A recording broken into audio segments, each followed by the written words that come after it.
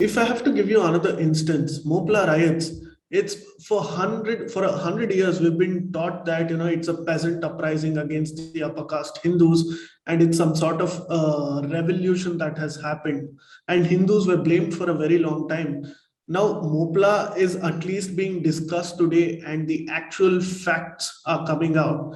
In that sense, there have been many riots in the pre-partition era which don't get a lot of attention. And one such riots that you've written about is the lesser known one called Kohat riots in somewhere in northwestern Pakistan of today. Now, can you please tell our audience more about this?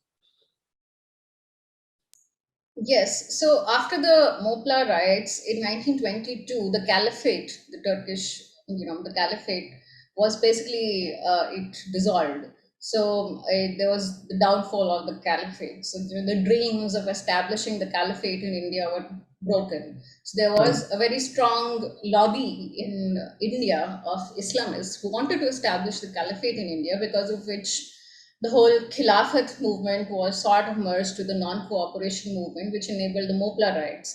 Now, after the Mopla riots, the dreams of caliphate having been abandoned, the Muslim majority areas in India were seeing a lot of friction between Hindus and Muslims, because Muslims were not happy, especially those who wanted the caliphate in India. They were not happy, and Kohat was one such a region where this sort of a friction went a bit out of hand, right? And it started with Muslims publishing hate against Hindus and Hindu deities, and Hindus responding to that. So if you see the history, let me just read out what they actually Sure. said, so that will put things in better perspective. So this was what was published by the Muslim leaders in a Muslim daily. It says, "We shall have to burn the Gita of Kirars. We shall break the flute of Krishna, O Muslims. You will have to take up the sword and destroy the existence of." It's not Kirars, actually, this is the title. This is the Kafirs, I think, and burn their goddesses. So, in the Old English, the two letters look very different. This is somebody has transcribed it. So this was published in Lahore, which was a daily in Kohat region, which is now in Pakistan. And the Hindus were extremely antagonized by this sort of hatred for their gods. And if you see, this language and this sentiment is something which we see even today Yes, in Pakistan. in Islamist groups, and of course in Pakistan. At that time, it was part of India, but in even in India, you see it. That's what I'm trying to say. Pakistan, of course, Mm. you see it. So one of the Hindu leaders published in a different daily, which says, "We have kept quiet so long. We shall have to speak out, O Mullah. You must gather up your prayer and carpet and take it to Arabia. We shall build a temple to Vishnu in place of the Kaaba and destroy the existence of the Nimazis." So as Right. you can see, it's in the same spirit and same language as the Muslims, right? But the Muslims were so not used to being challenged. They did not like being challenged. That, see, the Hindus only replied insult with insult, but the Muslims took it to a different scale altogether, and they started burning down villages of Hindus, and they started attacking Hindus to the point that all the Hindus and Sikhs in that region were driven out en masse. That whole all those villages which fall in that Kohat region.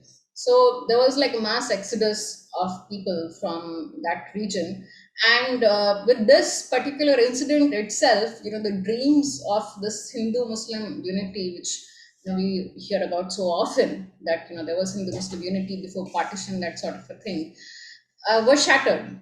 So after this whole Kohat riots, Gandhiji went on a fast for, I don't know, 20 days or something like that. But fasting doesn't really achieve anything, because in the end you still did have direct action day, and you had Noakhali riots, and you had a whole lot of violence in Punjab. So our response from the Indian leaders like Gandhiji to these kind of riots, to Mopla riots, was always this type of a response, fasting, which was just a no response. It was a non-response. I mean, you should do fasting for your own spiritual purposes. There's nothing wrong with fasting, but Right. that's not a strategic response. That does not actually address the conflict at hand. Yeah. So there was no response from the administration, the British administration, as well as from the Indian leaders to this kind of mass exodus of Hindus and Sikhs from that region.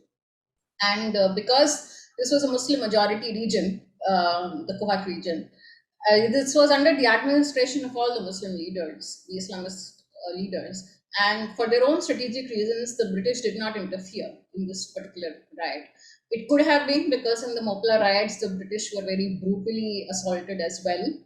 Many Britishers were very ruthlessly massacred in the Mopla riots.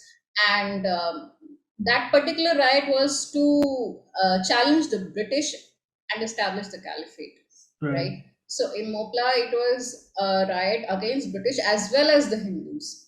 Original plan was to challenge the British, but they turned against Hindus also because Hindus did not cooperate with them.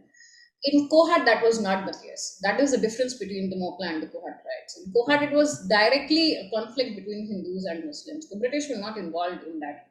So the British just stayed out of it. They did not try to control the riots or protect the Hindus or anything of the sort. So there was a mass exodus of Hindus from that region.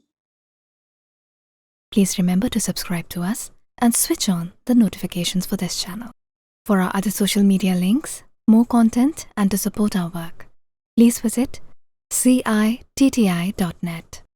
Dhanyavad. Namaskar.